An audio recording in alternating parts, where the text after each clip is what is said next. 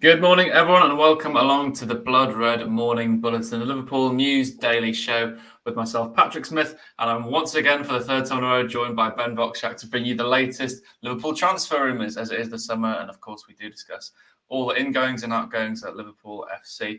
So let's start then, Ben. Let's get straight into it, shall we? There's one today with Tyler Adams of Leeds, a pretty interesting story. Actually, it's kind of come out of nowhere. I think it was an update from Team Talk, the publication that have claimed Liverpool are reportedly weighing up a move for Leeds United midfielder Tyler Adams. The 24-year-old recently suffered relegation from the Premier League with the Whites, though is believed to have told his current employers he wishes to remain in the top flight next term. So what do you make of this one, Ben? Do you think Tyler Adams could be a player that Liverpool potentially look at? Yeah, absolutely. I think he's a fantastic player. I think he's one of those who is really useful in terms of being able to play as a holding midfielder, defensively very sound. I really liked him at the World Cup and while he was playing for Leeds before the injury. I think as well, Leeds' relegation could almost be down to the fact that he got injured towards the end of the season and they had that blip in form, because before that they were doing all right. So yeah, I really like him. I think, he's someone who fits the profile in terms of being young, being able to be used in multiple positions. Like, he's played right back numerous times for Leipzig, can play as a holding midfielder. He's a bit of a utility player in that sense. And, with James Milner leaving, you do need another similar type of midfielder. And if he's available for the right price, I wouldn't say no. I know Newcastle have been also heavily linked. So, yeah, he does have other options, and he's definitely way too good to play in the Championship. Yeah, I mean, as I said at the top of the show, it's kind of know this one, but I'm in agreement to you, Ben. I'd be a huge fan of this transfer if it were to happen, as you say. Really, really important player for Leeds. I think almost criminally underrated, and that could be one of the many reasons why they went down, is the fact he got injured. Because, I mean, he's only 5'9", but the aura he seems to have on the pitch, and he's everywhere. Perfect for Jurgen Klopp. Gegenpress, isn't he? And of course, the leadership skills that come with it. I believe he's the captain of the US national team. I'm not sure on that. I think he's, yeah. So, he's clearly a man ahead of his years. I think he's just 24 years of age. But I mean, the report from The Athletic as well is a different one that explains Leeds are holding out for £40 million for him. I mean, as you mentioned there, Newcastle, I think Forest are also interested, Man United. Is £40 million a bit too much for him? Or do you think that's a fair price and Liverpool may actually have a look at that? I think you can probably bring that down to around 30. And then around 30 is a fair price, bless you, by the way. But yeah. It's I think around 30 to 35 million would be a fair price for him, given his pedigree as the US men's national team captain, Premier League proven, Bundesliga proven, still quite young. 30 to 35 million, and I think also it's important to say that the clubs that you have mentioned, even Newcastle, I would be surprised if they were able to pay the full 40 million up front, just because as much as money as Newcastle have, they are also need to be aware of financial fair play, and they have been very strict in their spending, and they have a similar budget as a result to Liverpool, and probably they themselves cannot afford to spend a huge, significant lump of £40 million on a single player. Yeah, I mean, I think for Newcastle as well, they're probably to look at strengthening other areas of the team with the budget they've got rather than midfielder. But we all know Liverpool's main problem area is the midfield, and the fact he can play right back as well. I mean, that's really piqued my interest. So as a transfer, I'd actually like to maybe see develop over the coming days. He's obviously got Premier League experience as well. I don't think it'd be such a daunting thing for him to come to Liverpool as it may be for the next two players we're going to talk about, in Manu Kone and Khephren Thuram. Let's talk about Thuram first, shall we? Because agent Ibrahima Konate, who's been dubbed across Liverpool Twitter, he's been speaking to the French publication RMC Sports, and he's been speaking about Thuram. He said, "I'd be very happy for him," speaking about Thuram, "to come to Liverpool, and I'd take him under my wing, and I'd do everything for him to progress and become the player he wants to become." He added that Khephren is like my little brother, and it goes on, basically to say that they're best mates at France. Do you think this is any hint, Ben, that Thuram may well be on his way to Liverpool? Because it's pretty, clear that Konate has made it clear that he wants him to join Liverpool.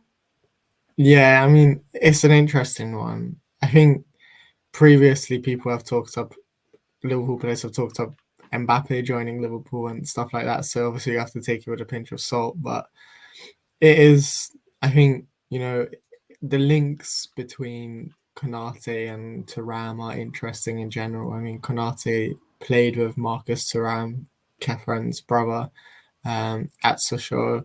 They're kind of from the same sort of neighborhood in Paris. I think Konate was also at the same academy as Manu Kone, who we're going to talk about later. Then Kone played a season together with Khephren Thuram at academy level in a different academy. So there's a lot of links. Clearly, they will all know each other well. And I think probably Ibrahima is just desperate to get a couple of French mates in the squad as well to hang out with in Liverpool. I mean, yeah, as you mentioned there, but they all sort of intertwined, don't they, across their very short career paths today. Let's just talk about that a bit more because it is quite mad. So, all three of them are currently on international duty with the France under 21s. I think it's the under 21. Well, is it the Euros or something starting in Romania? Yeah, Next Konate's with the senior squad, but is it with the senior squad? Okay, right. yeah, So yeah, I mean, do you think it's likely to bring both these players in? Do you think, the fact they've played together so often, maybe they'd be better coming as a pair rather than individually, might help them both out and betting into the Liverpool squad? Yeah, I mean, I interviewed the academy coach who worked with Kone and Thuram. They only played together for a season at academy level, but it was a pretty successful season, one of the most successful seasons for ACBB at that age group. And I think it was interesting to see that Kone played as a holding midfielder and Thuram played as the left-sided midfielder in the midfield three. So kind of similar shape to what you would expect at Liverpool.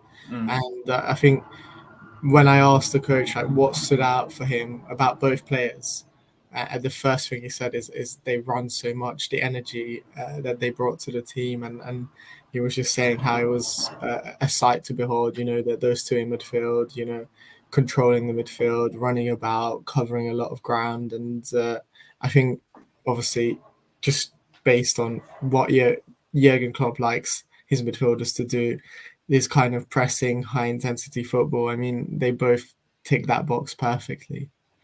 Yeah, that is music to everyone's ears, Ben. The coach said that the favourite thing is running. I mean, if that doesn't pique Klopp's interest, then I don't know what will. It's interesting as well that Kone played as the 6 and Thuram, played as more of the 8, given Thuram's the more physically dominant, but then I suppose he can be more of a box-to-box destroyer, whereas Kone is a bit more of a playmaker. But yeah, it's interesting to see how that one will develop. I mean, let's hope Agent Ibu can do some more work on the ground and hopefully bring those two in. But also, Ben, let's talk about Liverpool's right-backs situation then, shall we? Because Calvin Ramsey has yesterday announced he's going to spend the season on loan at Preston North End. We've had loads of podcasts speculating what the plan is going to be with right-backs next season. So it's clear now that Calvin Ramsey won't be a part of it. Do you think this means that Conor Bradley will step up and become the backup right-back, or do you think Liverpool maybe need to be looking on the transfer market for one? I think Joe Gomez becomes the backup right-back, not necessarily Conor Bradley. I think, although I don't necessarily agree with it, I think that's just the way it's going to happen. Gomez has played a lot of time as a right back, and I think for Bradley it will be either going out on loan again or potentially getting a few opportunities in the League Cup, Europa League. I mean, there's going to be, depending on the draw Liverpool get, there's going to be a few games where he could potentially feature. But I think, as well as he did in League One last season, it is too early for him to make that step up to Liverpool. And I think he'll get his chance in pre-season to show what he's got. But I think ultimately, right now, anyway, Klopp sees probably Joe Gomez as the backup right back. And that's an interesting one because they are obviously two completely different players. Trent Alexander-Arnold, and Joe Gomez. And I'm not quite sure in this new system whether Gomez fits into what Jurgen Klopp would want from his right back. Yeah, I mean, that's the thing that's interesting with this because, okay, the new system, Joe Gomez is not suited to playing in that right back role. But you could even argue in the old Liverpool system of the classic 4-3-3, he did okay when he was forced out there at times due to injuries, but he's not exactly a confident, competent ball-playing right back that's going to be overlapping and helping out the attackers. I mean, do you really think Liverpool should be going into the season with Gomez as the backup right back, or is now the time where they actually need to say, we're signing a backup right back maybe someone to challenge Trent, maybe someone like Tyler Adams who can play midfield and play right back, because there's a few players who can play both those positions, aren't there? Yeah, I think if Liverpool are to sign someone, it would be like Tyler Adams, who can play in multiple roles. Just because signing a right back, an out and out right back, just to be the backup to Trent Alexander-Arnold is a hard sell, because Trent Alexander-Arnold is such a unique player, one of the best in the world, I think. So I think unless you pitch them the idea of, well, no, we're going to play Trent in midfield and you're going to play behind them, which I don't think will happen necessarily. I think it's going to be a difficult task to bring in an out and out right back. But like you mentioned, the Tyler Adams who can play in midfield and at right back, or potentially another option, I think, would be to get a right-sided centre back who can also play right back. Just thinking about Matip's contracts running out next year. Gomez hasn't quite set the world alight since his injuries, so I could potentially see that happening as well.